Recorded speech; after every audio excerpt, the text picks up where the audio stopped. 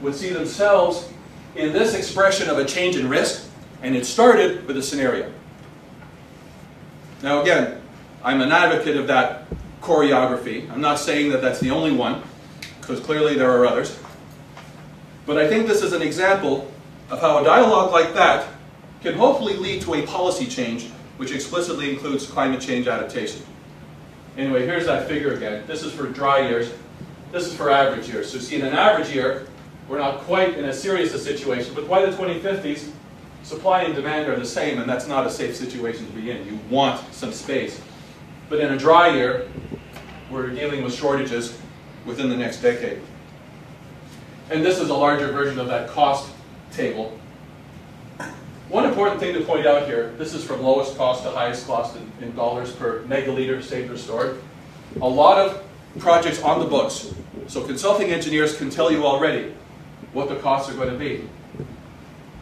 Now, there's a number of different kinds of projects here. I'll just show you that these WT refer to water treatment.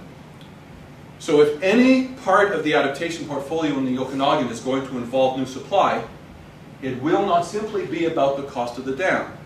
You'll have to add the cost of additional water treatment to that. So supply side measures are going to be a lot more expensive than these demand side measures, the ones that are marked to conserve here, such as this metering program. And so that's an important point that needed to be communicated to people in the region. Now, because of this growing interest at these levels, municipal governments, regional governments, as well as national governments, we're beginning to see a new type of publication emerge. Adaptation guidebooks.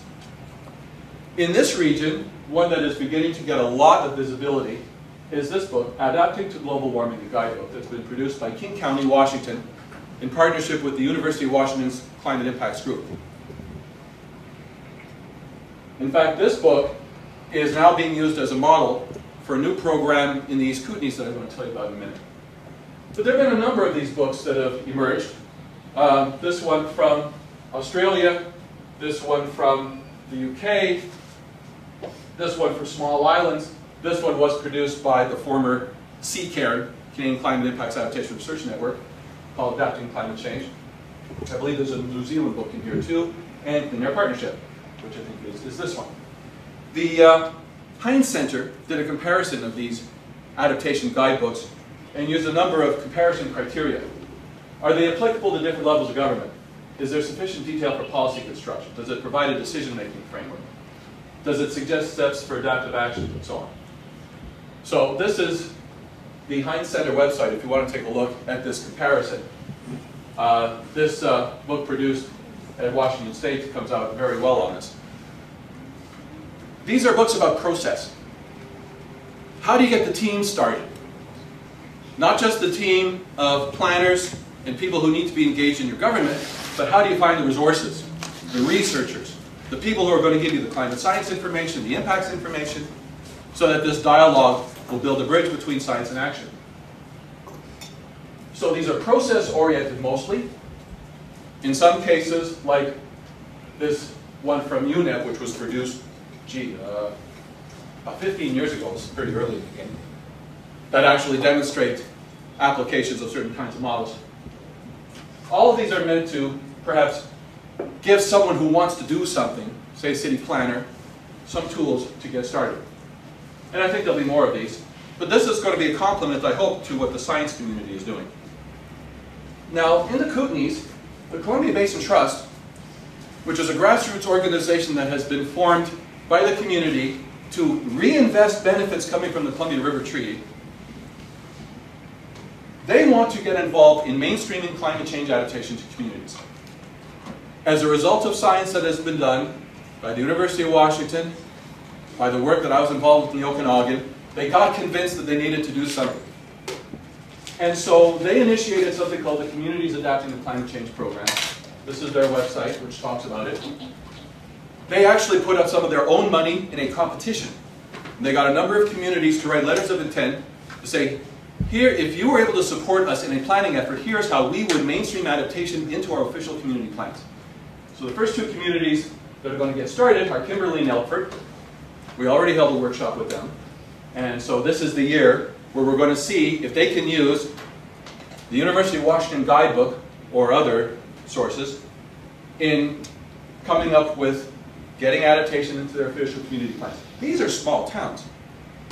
And it's interesting that they're the ones that went out in this competition over bigger communities in this first round of letters.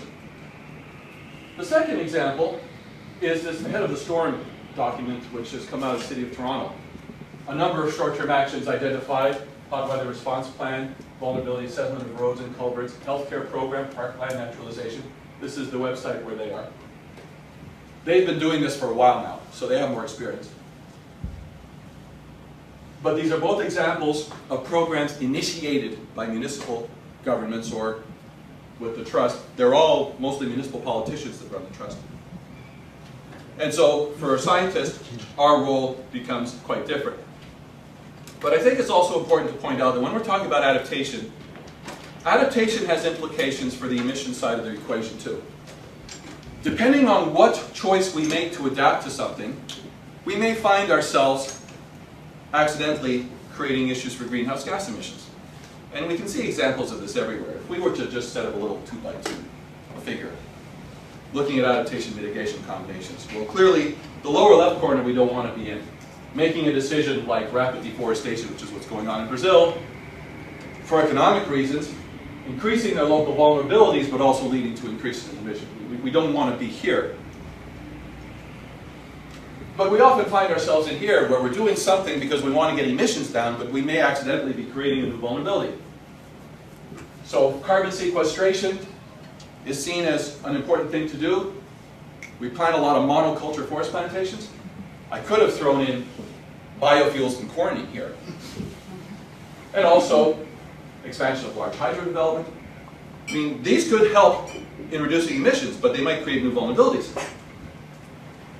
We may find ourselves up in this corner, however, where we see there is a major risk coming, and our adaptation options include things like expanded use of air conditioners to deal with heat alerts, aquaculture to deal with fish issues, seawalls to deal with sea level rise. They all have energy components to them. And so, what do? And some small island states have been upset about this because they're afraid that their carbon accounting ends up being penalized because they say, we don't have much of a choice here, but you're going to tell us we're not meeting a carbon target because we've had to adapt to sea level rise. Of course, most small island states don't have targets under Kyoto, but you could imagine sometime down the line what an exception that would need to be made for something like this. So one would hope that we collectively could find options that allow us to combine adaptation, mitigation, and sustainability together, AMSD, something like demand-side management, expanded application of recycling principles. There have got to be a few things in that corner that will work so that we can solve both problems.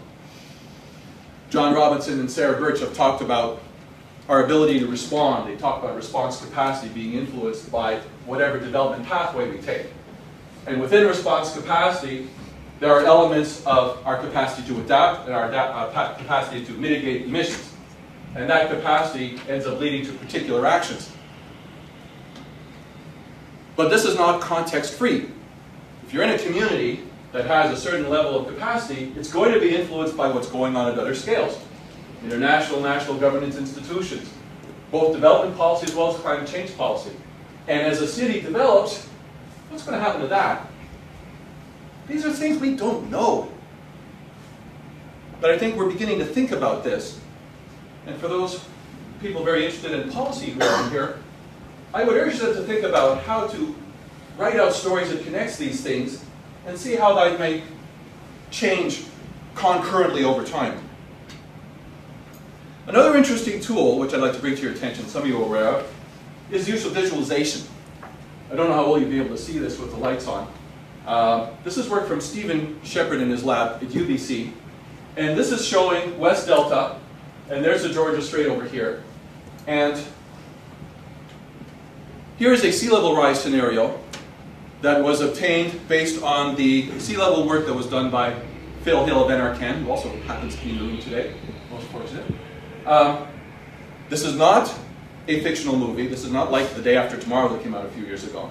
This is a sea level rise scenario that came from Dr. Hill's work that was visualized using the visualization technology that Professor Shepard has in his lab. So, if nothing was done about climate change, Here is